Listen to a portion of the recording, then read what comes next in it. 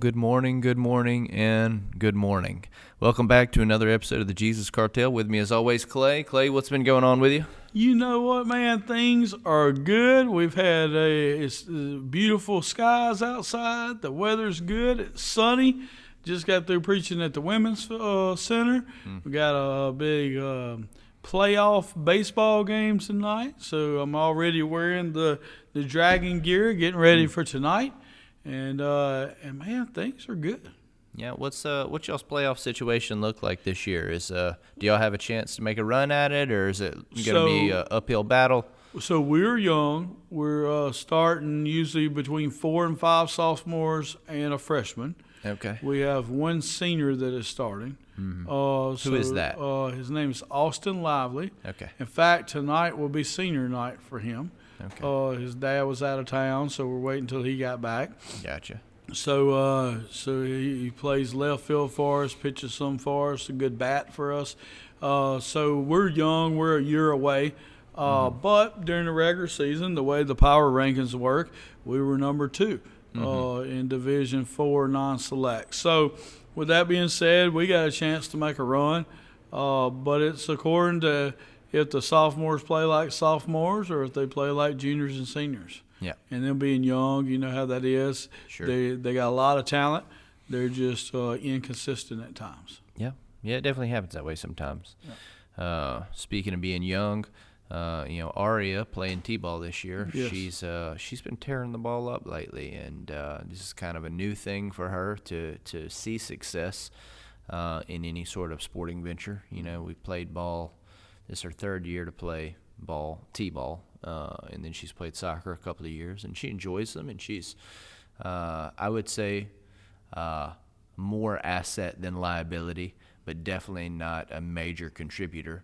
But this year, for the first time, she's become a major contributor, and so she's really enjoying that, and that's been a lot of fun to get to see her enjoy the success and to see the fruit of, hard work. And she's put a lot of time in, practiced a lot, and now finally she's getting to taste success. And so it's really fun to get to watch your kids succeed.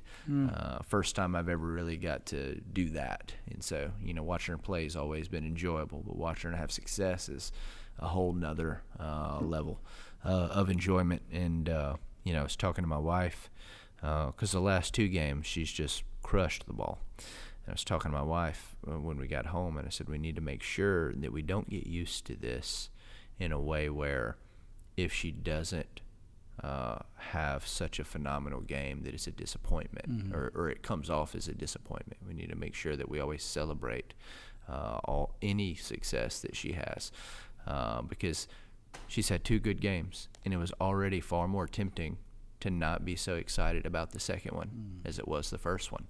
And these are just kind of things you learn as you parent, and that was my first experience with that. And so it's something we emphasize in our house to make sure that we don't raise the bar so high for her that anything less than a multi-home run game is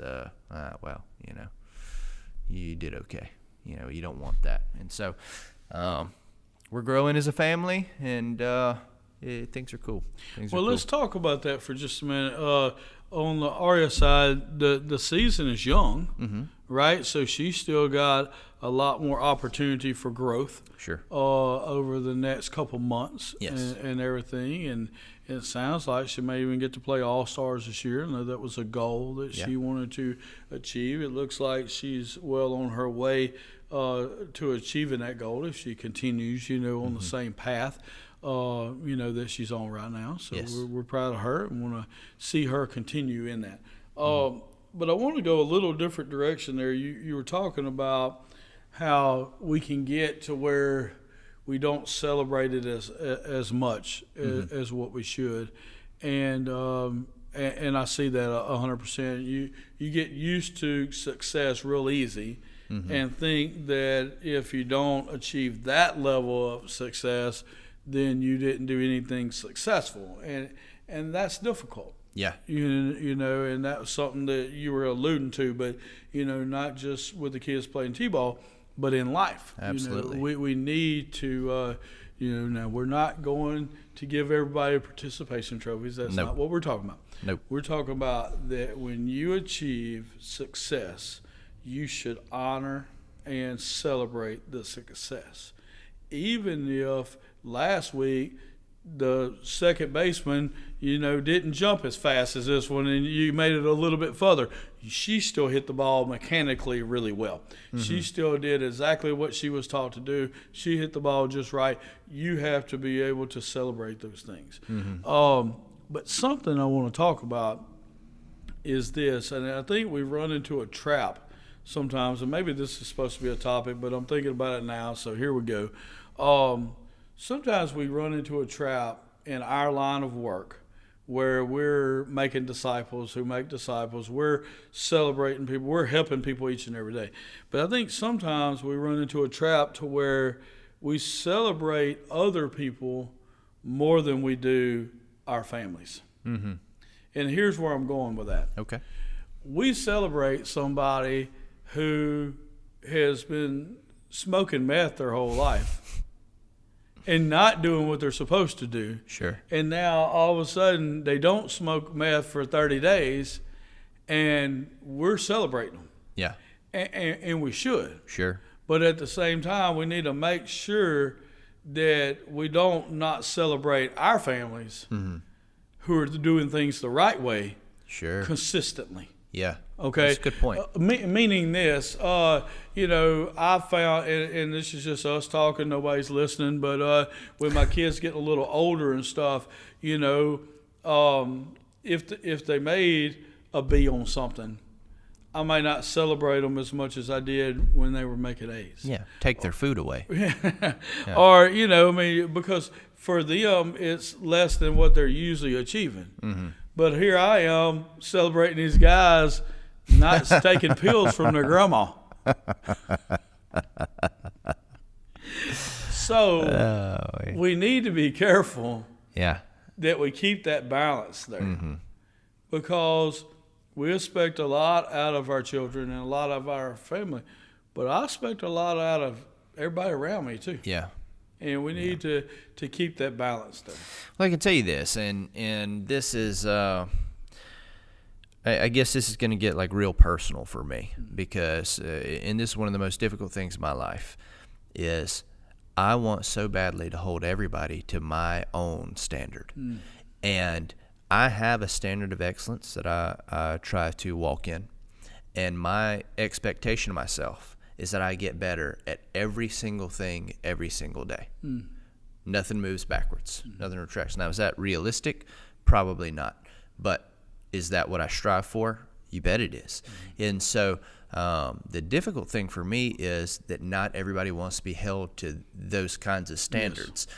And so it can cause tension in relationships because, like, you might not want what I say. I know you, and that's not a problem for you. But for a lot of people, they don't want to be held to that level of accountability. They just want to do good. And so long as they're doing good, man, they're thrilled. But if I see somebody just doing good, in my mind, they're doing bad. And, I'm still kind of on the fence on whether or not that's fair, because and this is just a personal growth journey I'm going on right now, is trying to figure out whether or not I need to just pull back from those people and say, hey, look, you know what, do your thing, I'm happy for you, or do I need to continue to try to shove them forward? Right. Because I'm not so sure that they're right. I understand what they're saying. Like, hey, look, I'm doing really well. I'm doing better than 90%. And I get that. I do. But you could be doing even better. Yeah. And that's kind of where I am. And I think that we leave a legacy behind us with our children and our children's children. And so, the better I am, the more my children have the opportunity to see what's possible for their life. And so if I stop here, and I don't ever get any better from this day forward, the best they've ever seen from their dad, the person they spend most of their time with outside of their mom, the best they've ever seen is this level of success and accomplishment. So they're going to grow up with that being the pinnacle of success that they've experienced. I want to raise the bar for them not to say, hey, you can't do this, to say, hey, you can do this. And I think that you can reach even greater heights than this. And so I'd like for my children to reach the point that I'm at right now by the time they're 16, 17. That'd be excellent. Right. And it would just open up a window of opportunity for them. And so that's the difficulty I'm having right now in some of my relationships is I want to hold everybody to the same standard I hold myself to, which is get better at everything, every day, no excuses, make the time, do the work, make the sacrifices. And it's not a new revelation that not everybody wants to do that. But I'm starting to have to embrace that people very close to me don't want to do that. I'm not talking about my wife, just for clarity's sake. This has nothing to do with my spouse. Just some close friends, not best friends, but some close friends that I have. Some of them don't want to be held to my standard of excellence. They have their own standard of excellence, and they'd like to be held to that. But we have very different views on what excellent is, and that's hard for me to let go of. Do you have any thoughts on that? Yeah, I could keep rambling about it. No, I do. Yeah. I think that one major thing, and like I said, we got deep pretty quick on this show. Maybe we can lighten it up in a minute. But I think that one of the main things is the difference of most people compare themselves to other people. Yeah. And not comparing themselves to themselves. Yeah, that's a good point. And so I think that's where the problem occurs. I'm better than 90% of the people. Sure.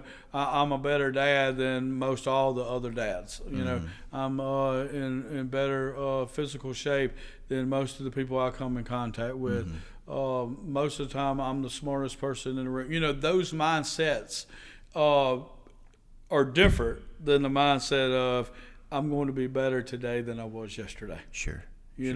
For myself, for my family, for those around me. I would hope that the people around me want me to continue to get better. Yeah. Because the better I get, the better I am for them. Because I'm pouring into their lives. So if I'm not getting better, then it's kind of like you're talking about with your children. If I'm not getting better, then there's less likely that people around me aren't getting better. Sure. Because when I'm receiving, I'm pouring into them. And if I'm not receiving, I'm not able to pour fresh, into them. So I think that's the first issue that gets problematic is people compare themselves to other people instead of comparing themselves to themselves. Yeah. You and I work out together. We don't lift the same weights on everything. I'm not trying to get to where Andrew's skull is. I hope I never get there, because if I could ever get there, that means Andrew's not increasing the way he's supposed to be increasing. Sure. What I want to do is keep increasing from where I'm at. Yeah. And so that's got to be the goal. So what we don't want to do is, Aria's been hitting some home runs. I mean, you didn't tell everybody exactly what she's been doing, but she's been hitting some home runs. Now, if next game she hits a double and a triple, but she used really good mechanics and she did things the right way, we want to make sure that we celebrate those things. That's right. But what we can't do is let Aria see us celebrating this kid that strikes out all the time, finally barely hit the ball, and they make an error, and the person gets on base, and now we're going to celebrate that kid more than we celebrated Aria. That's right. That's difficult. That's a good point. Yeah. And that's kind of where I was going with that other thing. Hey, we want to help everybody, and it's not us against them. It's not her against that. It's just that I'm just saying that we want to make sure that our kids know that even though they're at this level and there's other people at this level, we want to make sure that we celebrate them to continue to move forward. Yeah. I think you made that's an excellent point, that in and of itself. And then in addition to that, I thought you made an excellent point about the comparison between people rather than the comparison versus yourself.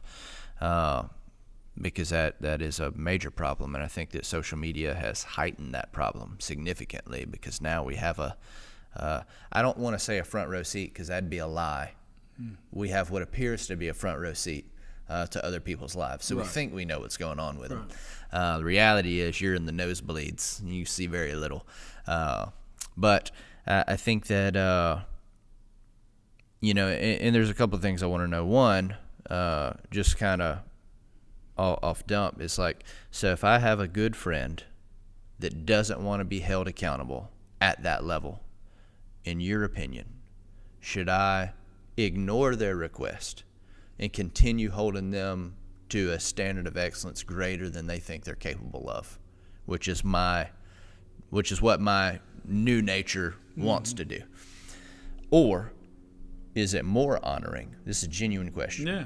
Or is it more honoring for me to pull back from what I would say is my preference, even though my preference is for their best? Is it more honoring for me to pull back from my preference and let them kind of celebrate their own version of success? Yeah, and so, we could debate both sides of this, and I think that goes to Which is why this is a good thing. Well, I'm saying this is why it's difficult for me, because I can see the honor of both sides of it. That's exactly right. And so I think we could debate both sides. So anytime you could debate both sides, then most of the time it's more of an individual answer, than it is a cookie cutter deal, do this or do that. And I think that's what you had to look at. I do see honoring people, loving people the way they want to be loved as honoring them. Mm-hmm.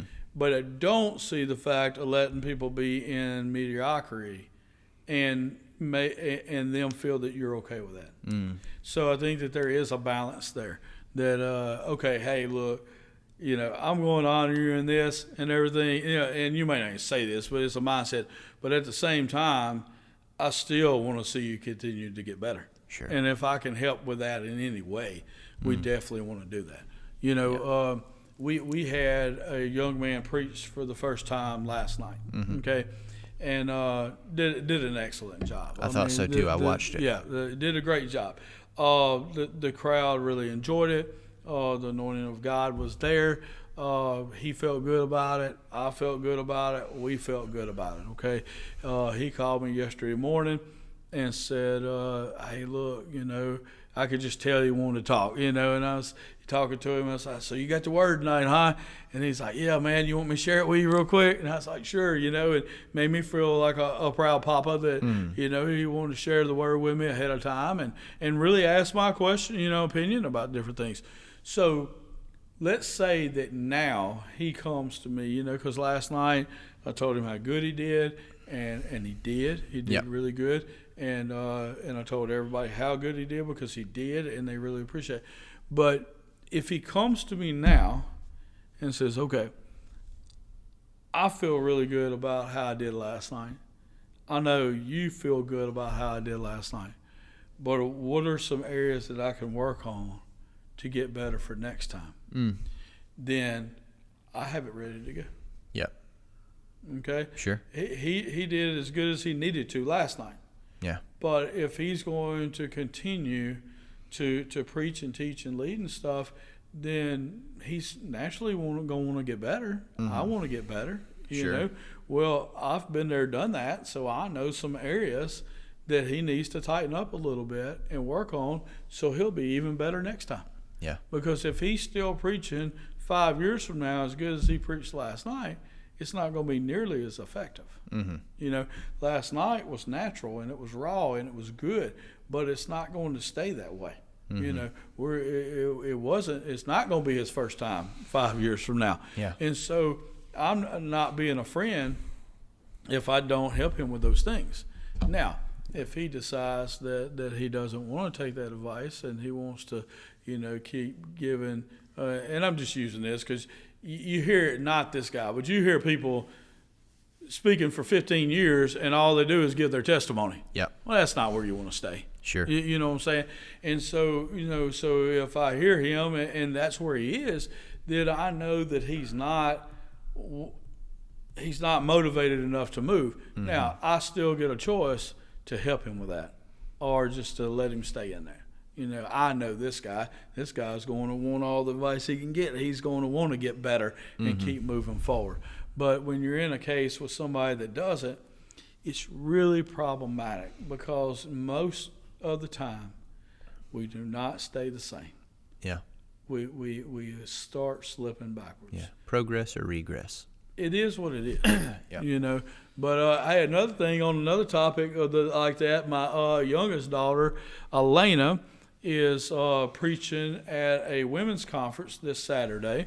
And her and I talked a couple of days ago because she's just real busy with everything she's got going on. And I'm like, hey, look, don't neglect getting ready and prepared for this event on Saturday.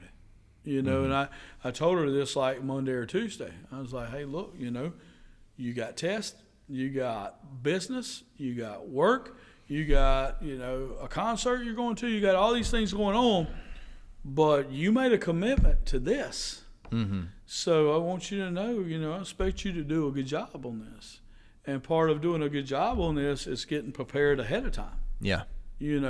Well, guess what? She offered a few excuses of things that she had going on. And next thing I know, she's prepared. Mm-hmm. Because she listened to exactly what her mentor, her dad, who does this all the time, told her to do. Mm-hmm. And so she completes it, works on it the next couple of days and completes it. And she's 3 days early. And she sends it to me, and I look at it, and there's no corrections needed. Yeah. It's perfect. Mm. It's even better on the topic than I could have wrote. Yeah. And she has a deeper understanding of the scriptures because she used some cross-reference scriptures that I wouldn't have never thought to use. Yeah. But she had a deep understanding of this other story in order to use it as a cross-reference that I couldn't have tied together. Works perfectly. I just didn't have that deeper understanding of it. Yeah. And she calls it common stories and scriptures. I couldn't have quoted it like that, and I look at it and it's perfect. But what about if she wouldn't have listened, and let's say it didn't go well. Yeah. Then, I have a couple of choices to make. I can make the choice of, well, babe, you really did good. Mm-hmm. Or you did the best you could do. Yeah, don't do or it was your first time speaking into that group of people, or that larger group of women, you're speaking to older people than you. Or I could have told her, I told you need to prepare a little more. Yeah. Yeah. Maybe you took on too much. Mm-hmm. Maybe you shouldn't have done this. And which was a little bit of the speech I gave her earlier, just to make sure that she was ready to go. But she took it and ran with it, and it's going to be beautiful. Yeah. And there is no worry or no anxiety or whatever, because she's ahead of time. She's and it's spot on, and it's perfect. But as her dad, I would have held her to that standard. Sure. It's also likely, and this is just to kind of throw out the assumptions. It's also likely that your youngest daughter, Elena, will be the person who has spoke in the most nations at the conference, even though she'll probably be the youngest person at the conference. For sure. And so it's, it's something about, when a parent has a standard of excellence, it does carry over to the children if the parenting is done well. And she probably will be, two of them are pastors' wives. Mm-hmm.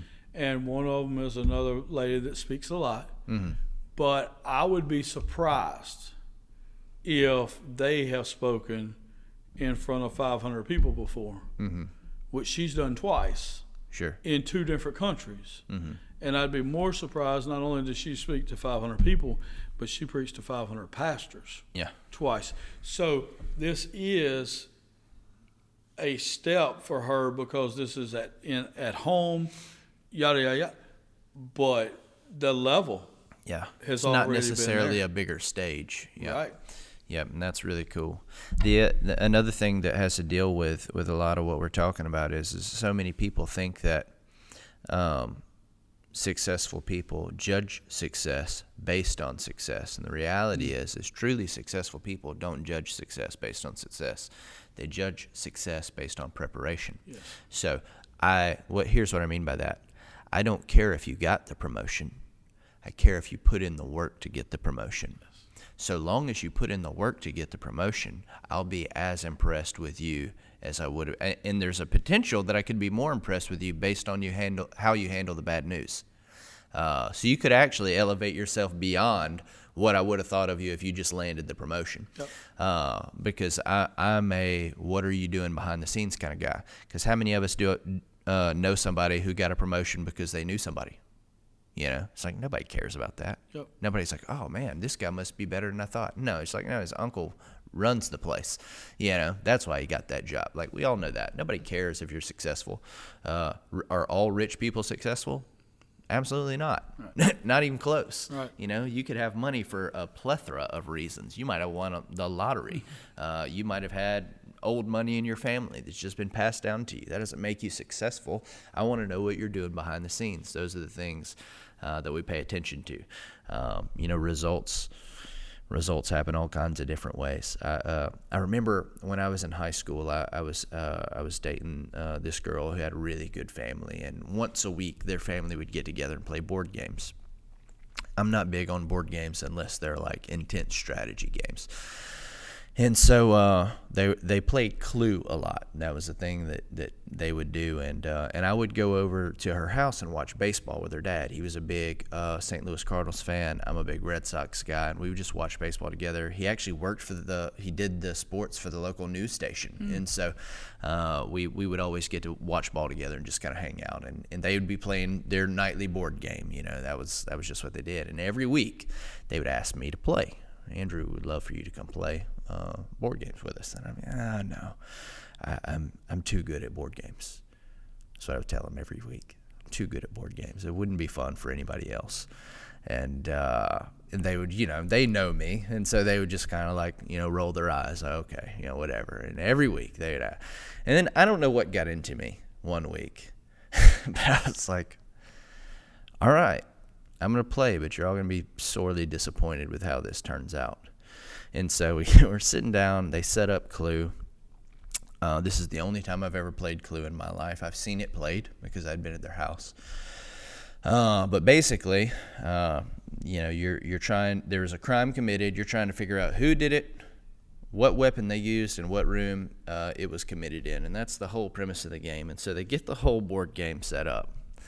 And, you know, me just being me on a goof, I'm like, I've got an idea, you know. And I said, hey, I realize that we just set the game up. I said, but would you guys be okay if I went ahead and solved the game? That'd be okay with you? And they're all just looking like they're great because it's me. You know, this is the kind of things that I do. Like, I'm the guy who walks in the gym and goes between the legs full court and just sees if I can sink it.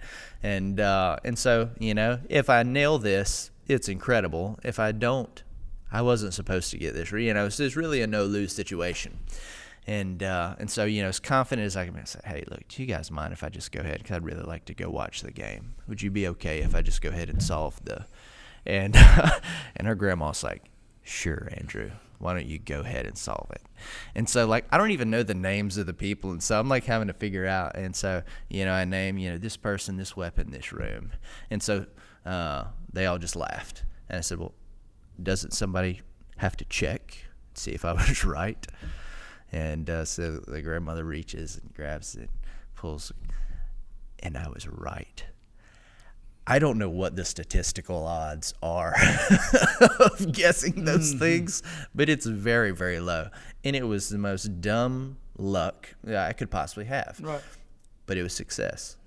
No preparation, no anything else, but it was success. Yeah. Now, was that success worthy of honoring? No, I just got lucky. Well, they didn't know that. Right. You know, I'm sure to this day they think I cheated somehow. Right. It was just dumb luck. But I got up and walked away like I didn't smile. I didn't grin. Yeah, I just went and watched a baseball game. Like, I told you guys, you know. And but that's the reason that success doesn't matter. Right. There's lots of ways to get it. Preparation is what's impressive. And if you're willing to put the time in, the people who will hold you to these standards are willing to help you. Not just hold you to the standard, they'll help you get there. And so I guess you gotta... Well, that's the reason why I mentioned with Aria with the softball. Mm-hmm. We're more worried about her form and her stance and her mechanics than we are really where the ball goes. Correct. Where the ball goes helps her to want to continue to do those things the way you're asking her to do it. But you're a lot more concerned with watching her, whereas a mama is watching to see where the ball goes. You, as a coach and her dad, you're looking at her. You're not real concerned where the ball goes, because you're more worried about the preparation. You're more worried about her doing those things. I'm not, concerned at all with how Elena does on Saturday. I was more concerned about her not overloading herself to make sure that she had enough time to prepare. Yeah. Well, she prepared, and she did it well. Now I'm not concerned about it at all, because as far as I'm concerned, hey, I'm sharing with the whole world that she come up with a great sermon and a great topic, and she hadn't even delivered it yet. Yeah. Why? Because all I wanted to see was the preparation. Yeah. And the preparation was there. I knew the level that she would be at if she had the proper amount of preparation and the proper amount of time, and she did. So she's already there. I already knew it before. Yeah. When she told me, hey, I got it written ready to go, I didn't need to see it. Yeah. I was good.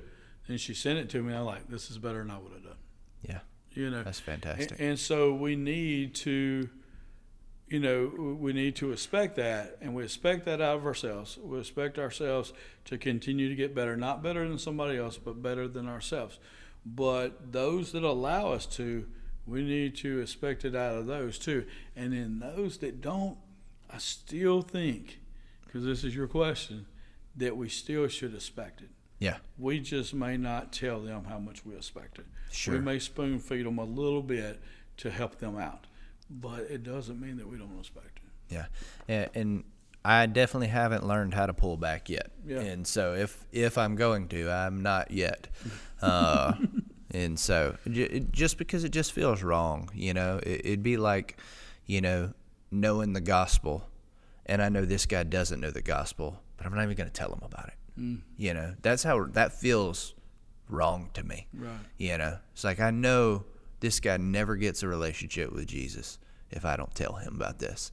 And I feel the same way about not holding people to high expectations. Right. Like, if I don't tell them about this, they may never get better. Yeah. They may settle in this place and this be that for the rest of their life. And it's like, and I think that's why I'm taken back so much when people I care about do some really stupid things. Like, everyone in God's creation knew that this was stupid.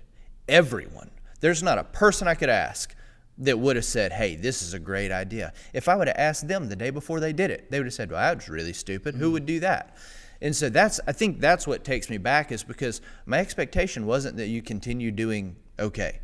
The expectation wasn't that you don't do drugs. The expectation is that you get better every single day. And I just watch you take a major step backwards.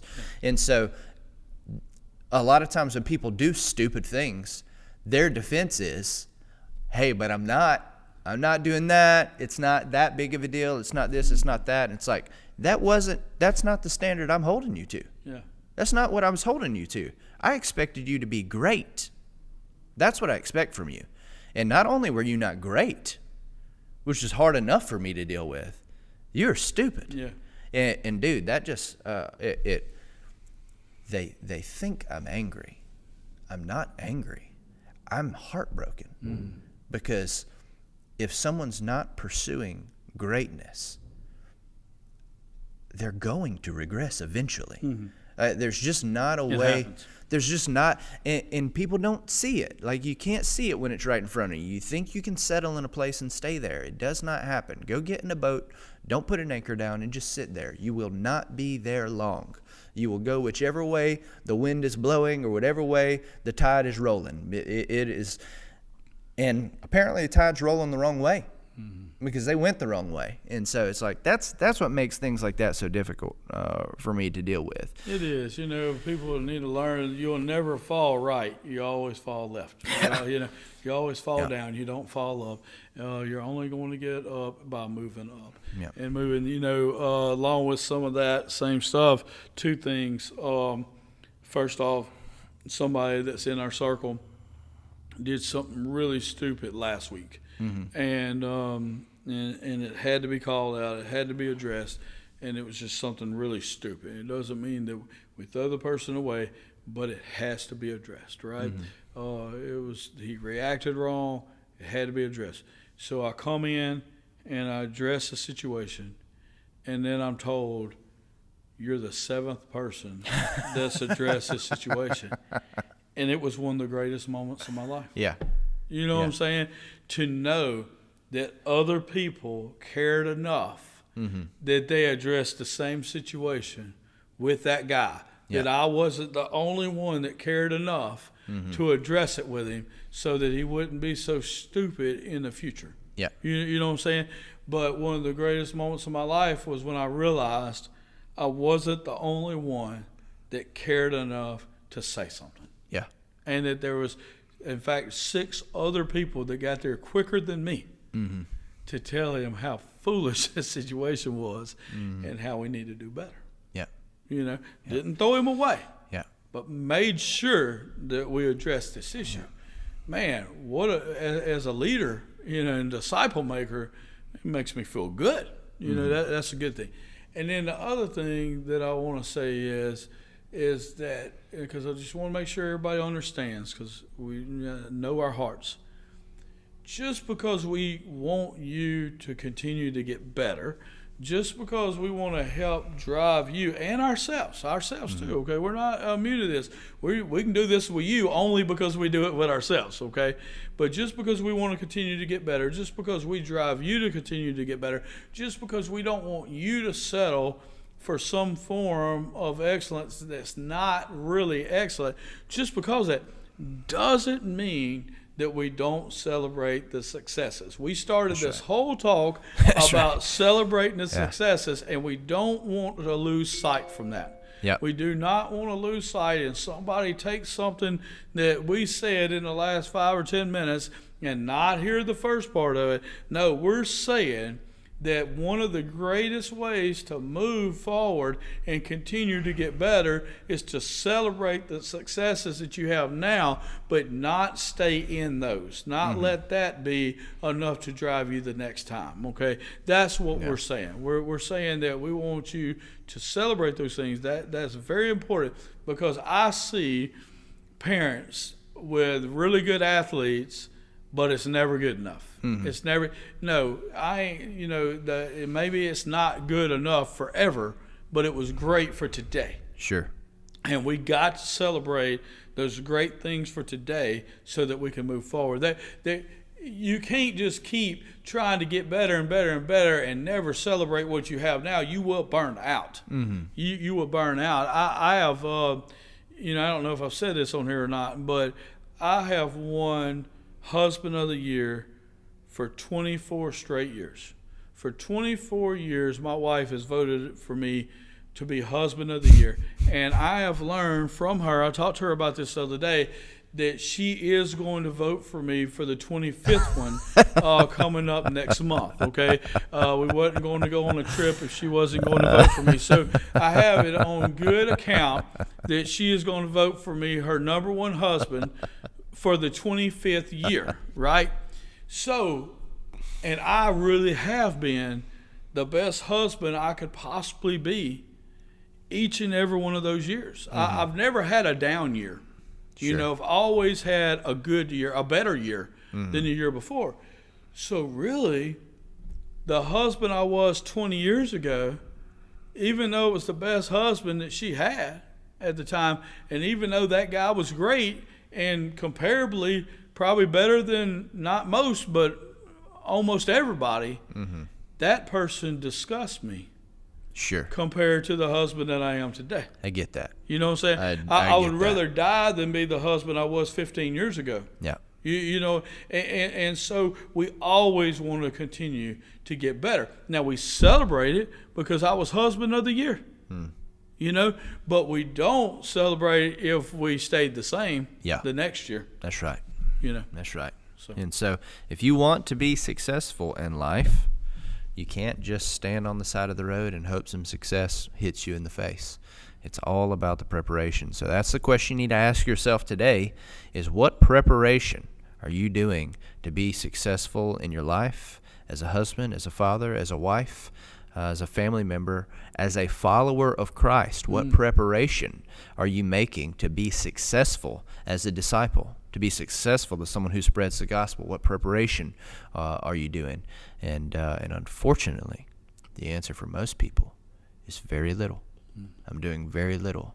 I go to the right places, and I hope that somehow, by the transitive property, some of what's happening rubs off on me, but I'm not doing anything intentional to make myself any better. That is most people's honest response. If they were to take an unbiased look at themselves, they would say that I'm honestly not being intentional about getting better in any particular area of my life. Or the worst situation, in my opinion, is that I am being very intentional about moving forward in work, but nothing else. And so you'll be extremely successful as a worker, and you'll be a terrible husband. You'll be a terrible father. You'll be a terrible follower of Christ. That's the most common situation we find the state of men in today. It's why fatherlessness is such a problem in our community, in our culture, is because the intentionality is nearly gone. It's nearly gone. But it doesn't have to be forever. Right. If men will start picking the mantle back up and being the husbands and fathers they need to be, and then holding the person next to them equally accountable to be those types of husbands and followers of Jesus Christ, this whole ship can turn itself around. But it's not going to happen by government policy. It's not going to happen by accident. It's not going to happen by another big bang. It's not going to happen because of a solar eclipse. It's going to happen because of the intentional actions of men. That's the it. same way that Jesus intended for things to happen. It's the reason he made us the hands and feet of Christ. Amen. And so it's a big deal, man. It It's a is. big We deal. love to see men and women give their testimony. We just don't like seeing them give their testimony 5 years later Yeah. and 7 years later That's and right. stuff. That's You right. know, we want, our church did, a great thing during Katrina, to where a lot of people come from South Louisiana and lived here for weeks, and we really helped out and that kind of stuff. And for a while, we were known as the church that really helped people in Katrina and everything. Katrina was a long time ago. Yeah. What, 04? You know what I'm saying? I mean, we don't need to be standing on something that we did 20 years ago. Yeah. I want to be standing on stuff that we did 20 minutes ago. That's right. And stuff that we're going to do 20 minutes from now. Know, but if you're not intentional and you're not continuing to progress and to move forward, you're going to find yourself in a rut. And like you said, it doesn't matter if you're talking about at the workplace or at home or in your Christian walk, or all those things combined. If I drink a case of beer every day when I get home, it would be worth celebrating if tomorrow I only drink half a case of beer. If I've been drinking a case of beer every day when I get home for the last 5 years, but tomorrow I only drink half a case of beer, that would be a moment worth celebrating. But if 6 months from now I'm still drinking half a case of beer, it's no longer a moment worth celebrating. That's it. You understand? And so a lot of people think that just because it's not bad action, just because it's not evil action, that their lack of progress is somehow justifiable. And it's not. It's never okay to not get better. And I have made my decision. I'm going to continue holding them to my insane standard. There you go. Of success. There you go. That's my Yeah. boy. Hey, look, man, we got really deep, really fast there. Let's just use it like we're kind of flipping the script on today. Normally, we kind of get to know you a little early. That turned into something more, and I like it. No, I like it. I thought it was good. But I do want to get to know you a little bit better. I want the people to get to know us a little bit better. And I want to use a little bit of current events in Winsboro to talk about it. There is a situation happening right now. Okay. And I want to know your opinion about it because it's taken the community by storm. In the old KFC building, they're opening a new fast food chain known as Whataburger. So we're going to have a Whataburger in Winsboro soon. Tell me, Clay Russell, how does this make you feel? You know what? Yeah. So in Winsboro, we had a McDonald's. I'm from here. We got a McDonald's kind of early on. Was happy about that, and the McDonald's has done really well. Sure. In the sense that lots of people have worked there, lots of people have ate there, and it's been there a long time. Then we got a Burger King, and they built R.I.P. a brand new Burger King. Huh? I said R.I.P. Yeah. Then we got a Burger King, and the Burger King failed. Now, the Burger King did not fail because McDonald's was better than Burger King. The Burger King did not fail because people in Winsboro preferred McDonald's. The Burger King in Winsboro failed because they hired the wrong people, and we had the wrong management there. And because of that, then it failed. The leader was chosen incorrectly, and because the leader was chosen incorrectly, then the people that the leader hired and chose weren't the right people, and because of that, it failed. Since then, we've had Taco Bell, and since then, we've had KFC, and they've all failed. Okay, McDonald's and Wendy's are still there.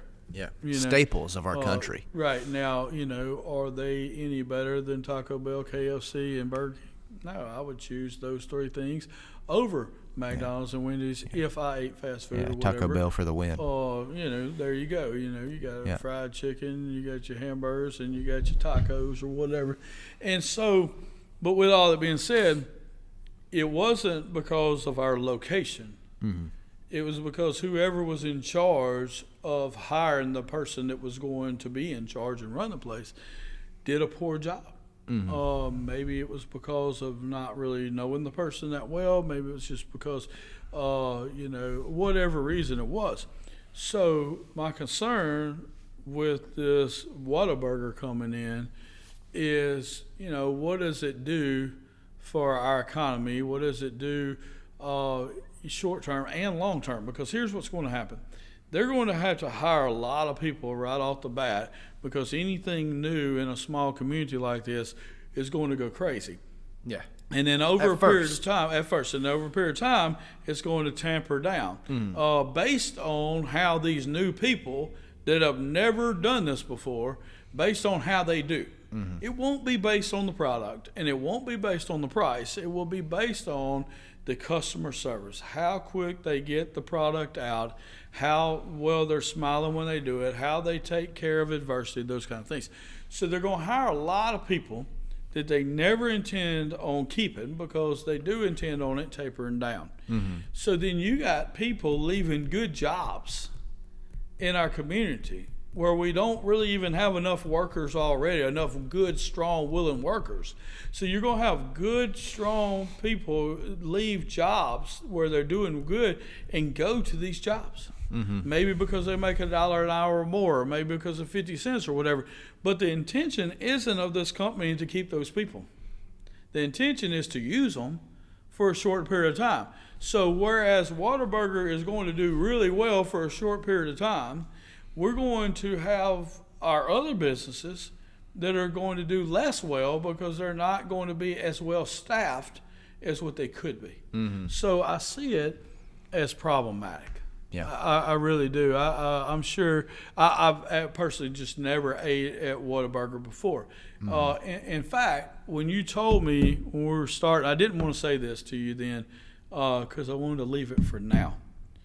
But when you said that we were going to talk about this, I knew I'd have a strong opinion on it, more of economy-wise than burger-wise. I've never ate one before. But when you said we're going to talk about Whataburger and, coming into town, and then you go, Whataburger. I'd never put that together. I've always just saw it, Whataburger. I've never seen it as Whataburger. Yeah. Like somebody was impressed. That's their little slogan deal they use. Never got it. Yeah. I've never ate one. I've never been impressed with it. I've never even stopped at one. Anything. It's not that I'm against it. It's just there's other ones that I know about. I guess if I was going to eat those, Chris Pruitt's cooking a hamburger tonight at my house on my grill. That's going to be better than any other. I don't know, man. Yeah, I don't know. It'll be more impressive than anything I know because I won't give it a shot. Would you like me to come over and see? Well, what I'm saying is Chris is a great friend. That means no. That means says, you're not invited. NFL draft tonight. I know that you got a baseball game at 5:00. Yeah. Draft starts at 7. I'm gonna come watch a little bit of the game. But I don't have a kid playing, so I can leave a little early, go to your house and grill hamburgers, and then we can watch the draft together. Yeah. I'm like, high five, dude. That's the kind Praise of friends God. you need to have. You know what I'm saying? That's a good friend. That's a good friend. You know, maybe even be called a best friend. Nope. One of that list there. I got a comment on that too. But anyhow, that's my take on Whataburger. Who cares? Yeah. I think it's going to hurt the economy more than it's going to help the economy. I think that you'll have people on the side of the road messing up traffic. You may even have a few wrecks. I think that you'll have good people leave good jobs to go try to take a job there that the man never intends for you to have, that long. And it is what it is. Yep. I would rather see somebody support. We got local restaurants like Mustang Lucy's and Cowboys and Shay's and the Crawdad Hole. And we've got several places you can get burgers from, and stuff. I think we got plenty of those places already. That's my opinion. Bobby's makes one of the best burgers. I know Bobby, and everything. So I would rather see people shifted that way. But, it is what it is. What do you think about it, Bubba? Do you want to share your opinion on the best friend thing before I just rip? Well, it wasn't an opinion. Whataburger I've to already shreds? gave my best friend deal. But what it was is I was talking to a friend of mine and yours the other day. Just and, a friend. His name was Terry Poland. Yeah, just a and friend. I would consider him to be one of my best friends.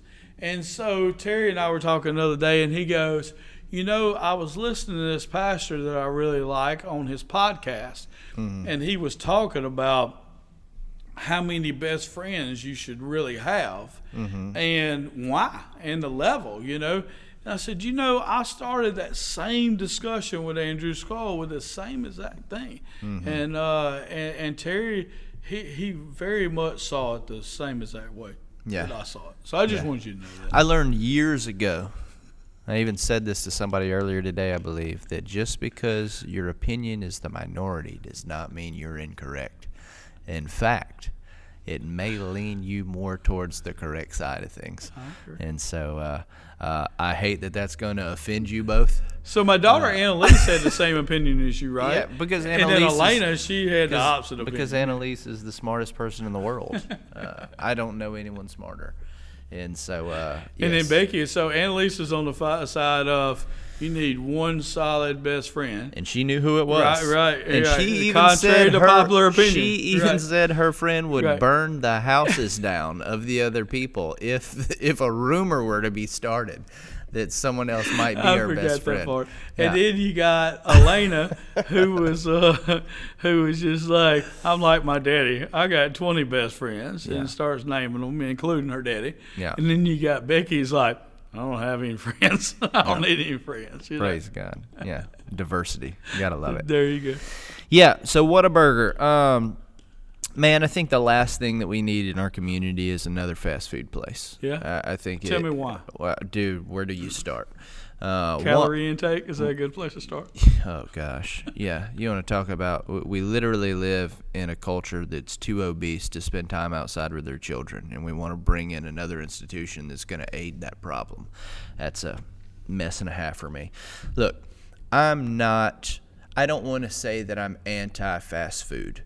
Because if I said I was anti-fast food, that would mean I'm taking a position that at no point in time ever in life will I ever ingest fast food.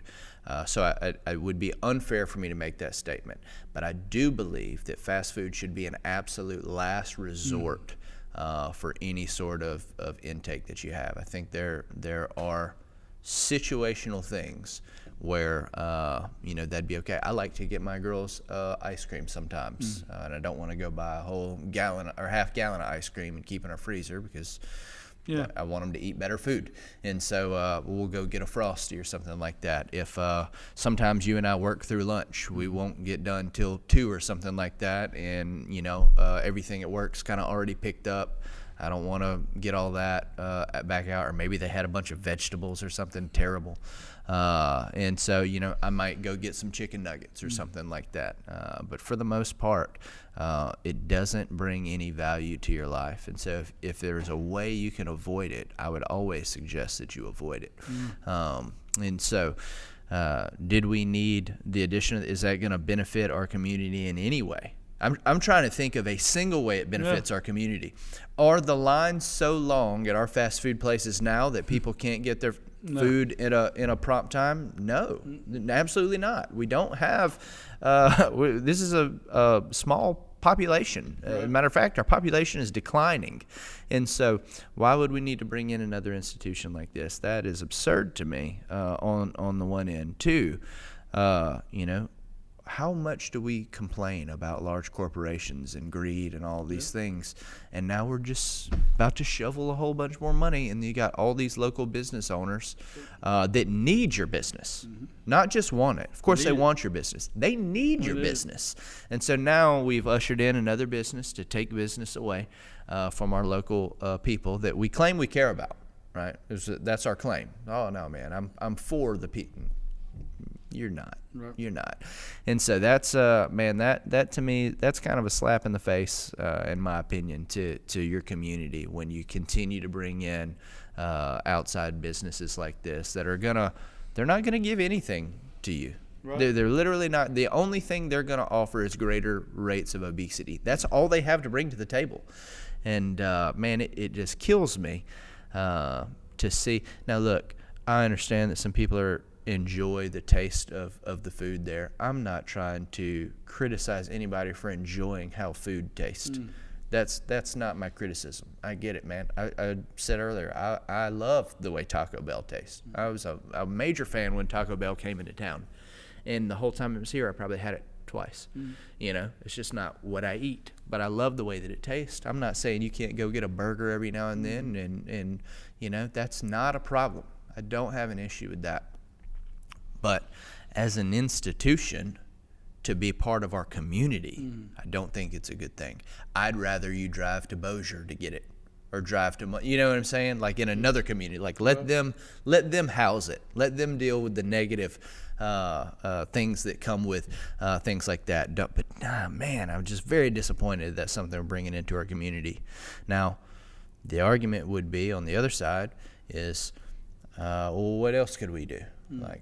And here's the particular problem we're dealing with in our community right now is that outside of and we do have some good small businesses and small business owners. I can think of a few off the top of my head with Mustang Lucy's and the coffee shop, Clark's Crawdad Hole, Shay's, Bobby's, like you said, and there are more. I don't want to try to list them all. There are several that are really good, but there's a lot of other stuff that gets brought into town and it just doesn't get taken care of. And so we're not doing what we can do as a community to keep these businesses going and to take care of them. Like, somebody mentioned, well, you ought to get like a putt-putt thing or something like that. And I think that'd be a lot of fun. I think a lot of people could really enjoy something like that. But I also know for sure it would be destroyed within weeks. I'm positive of it. That's not a question. We have a track record in our community of not taking care of the things that are in our community. And that stinks, man. That stinks, because what you've done is you've deterred people that would start a business like that from starting one in this area. They're going to go somewhere else. They're going to go to West Monroe or somewhere where there's a little more structure in place to protect the things that they have. And so 2 comments on all that. Number one, I forgot, when we were talking about fast food, I forgot about Sonic. And here's why I forgot about Sonic. Sonic is locally owned. I know 2 of the owners. Oh, nice. And they're friends of ours and supporters of Fresh Start. They don't live in our community, but they live close to our community, and they own Sonic, and they sponsor a lot of things in the community, and Fresh Start is one of those things. So so that is a chain, but it's owned locally, and so it's on a different level, But while you were talking about us not taking care of what we have, I have a friend that is also a friend of yours, and he used to work at a car dealership here in town. And he said, man, if you ever want to be disappointed, go sell a car in your own community. Because he said, here I am selling the number one product, the number one vehicle, at as fair a price as as we can. And he said, and I have own family members and friends and stuff that won't even come get a quote from me on the vehicle because they're just so used to going to Monroe, or they think they're going to get a better deal than Monroe, or they're going to get a better deal than Shreveport or whatever. And he said, and I don't know if they are or not. He said, because they never gave me an opportunity to try to do it, you know. And he said, you know, so he got out of the car business, and he really enjoyed the car business. He felt good about his product, felt good about his price, felt good about his relationships and being a people person and stuff, but he just had people driving brand new, you know, vehicles from somewhere 100 miles away that he would consider them to be friends, you know, but they didn't even come get his price, you know, and didn't even come check his lot to see if they had what he wanted, you know. They might have drove out there Sunday when nobody was around after church, you know, but never come on the lot to talk to him about it. So you got to be faithful with what you have, like you're saying, in order for us to be given more. And there are a lot of instances where we haven't been faithful with what we do have. Yep. And that's difficult, man. It is. And, you know, I think that Winsboro still has a lot of opportunity for growth. Yes. As a community, and I feel the same way I do about, you know, I was talking about the men earlier. It can turn around. It can turn around if the right people will get involved. And I'm not saying that everybody involved is the wrong people. I don't mean that. But I can tell you for sure that a lot of the right people don't want to be involved because of how messy it is. And so, you know, we talked about how, you know, I don't think the government or politics is going to fix anything. I genuinely don't. I've never believed that. But does that mean that good people shouldn't have any involvement in it for that reason? No, that's not what that means. We still need good people in those positions. But I'm not going to get off on politics. I was about to crush that. Let's not today. We'll do it another day. Amen. I think we've had a good podcast. Yeah, man. I think that we covered a lot. I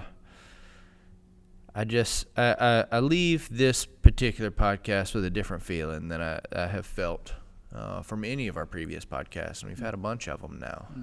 But this one, I want us to have a feeling of optimism because it's so easy with everything being in the conditions that they're in. For us to have a pessimistic view of our future. And I hear it constantly. In fact, people are quite convinced Jesus is coming back any day now because of how bad they think that things truly are. I am not saying things are good, but I am saying they're not so far gone that they can't be brought back. We're just not there yet. I'm not saying that. Do you think that that the addition of Whataburger is going to help with that? No. Okay.